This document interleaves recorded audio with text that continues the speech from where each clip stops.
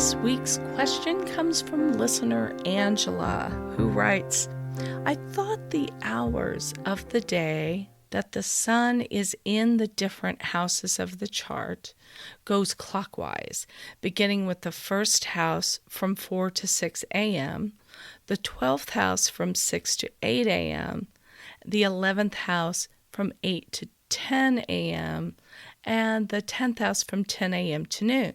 But my sun is in the 10th or 11th house, depending on the house system, and I was born at 1:13 p.m. So, Angela, you're approximately right about the sun's house placement during the hours of each day. You begin at the ascendant, you pretend that the sun rises at 6 a.m., and that it is then in the 12th house for 2 hours. Then it moves clockwise into the 11th house, and it's there from 8 to 10 a.m., and then it moves clockwise into the 10th house from 10 a.m. to noon, and so on. However, the actual times of the day that the sun is in each house of the chart varies depending on several factors, such as the time of the year, the location of your birth, whether daylight saving time is in effect at the time, and the house system that you use. Now, Angela, you were born near the autumnal equinox in Southern California. That is very close to the time of year when the sun does rise at just about 6 a.m. standard time. And we also have equal hours of daylight and nighttime. So the sun would have been in the 12th through the 7th houses going clockwise between about 6 a.m. and 6 p.m. And your birth time is recorded as 1:13 p.m. But remember, that time includes an extra hour that was tacked on for daylight saving time. You know, each spring forward, we move the clock forward, and we have this artificial hour that is included in your birth time. So if we subtract that faux hour, then 1:13 p.m., your recorded birth time, becomes 12:13 p.m.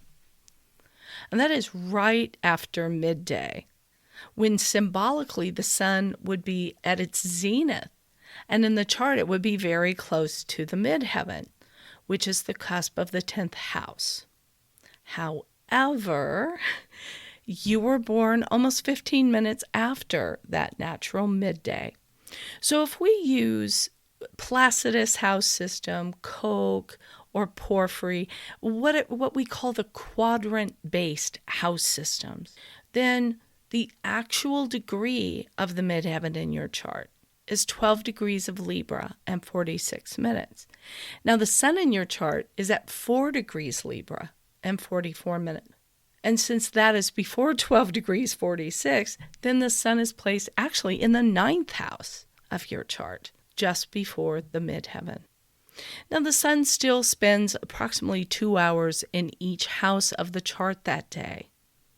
It rose at 6:48 a.m., entered the 11th house at 9:06 a.m., entered the 10th house at 11:08, and finally went into the 9th house at 12:42.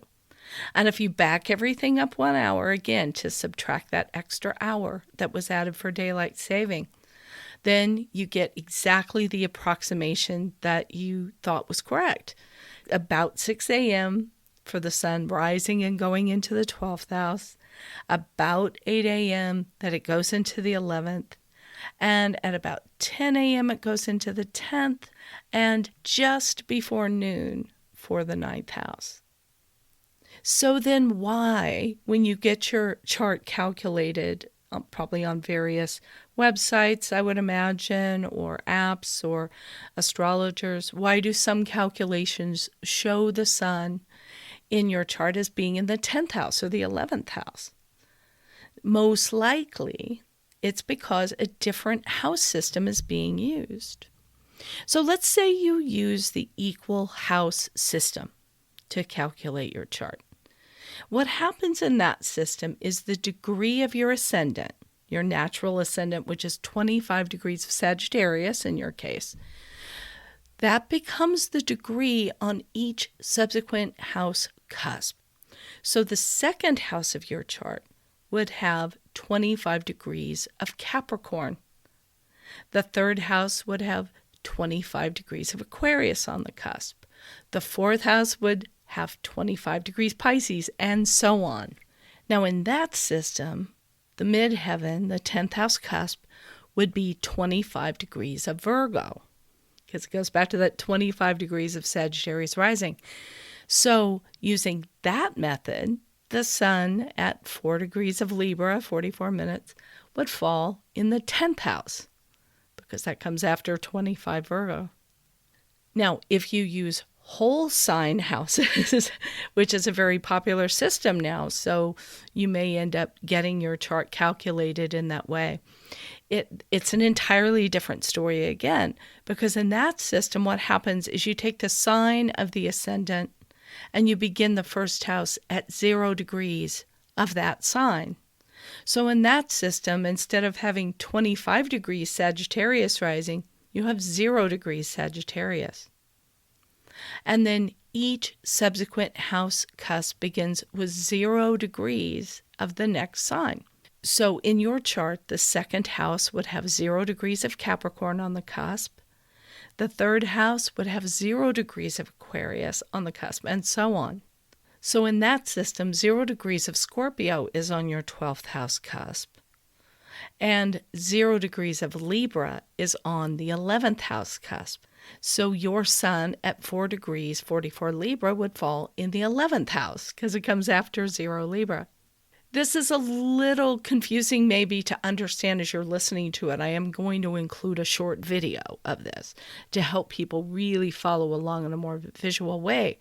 But the short answer to your question, Angela, is that your chart is being calculated using different house systems. And different house systems are going to often result in planets being in different houses. And in this case, you have a choice of 3 different houses at least that your sun can be in. And also you have to bear in mind that although in a natural sense, we can follow the sun clockwise through the chart in a given day, at the beginning, let's say, with the sun rising at 6 o'clock, and then follow it every 2 hours around the chart. But of course, the sun doesn't always rise at 6 o'clock in the morning. And depending on where you live in the time of year, it can rise a heck of a lot later than that. So the sun is going to be in different houses at different times of the day. But in your case, given the time of year you're born and the place where you were born, you have a fairly average chart in that way. And it really, for you, is a question of remembering the daylight saving time was in effect. And also just the fact that you seem to have been looking at your chart in several different house systems. Now, I'm on the record as being fairly agnostic on the subject of house cusps. So I think it's fine to experiment with all kinds of systems and see what really resonates for you. But it's probably best when you're getting your feet wet to stick with one system for a while to eliminate confusion. I hope that helps. And if any of you have a burning question about astrology that you'd like me to answer, please leave a voicemail of 1 minute or less at speakpipe.com/Big Sky Astrology Podcast. Or send me an email, april@bigskyAstrology.com. Be sure to put podcast question in the subject line.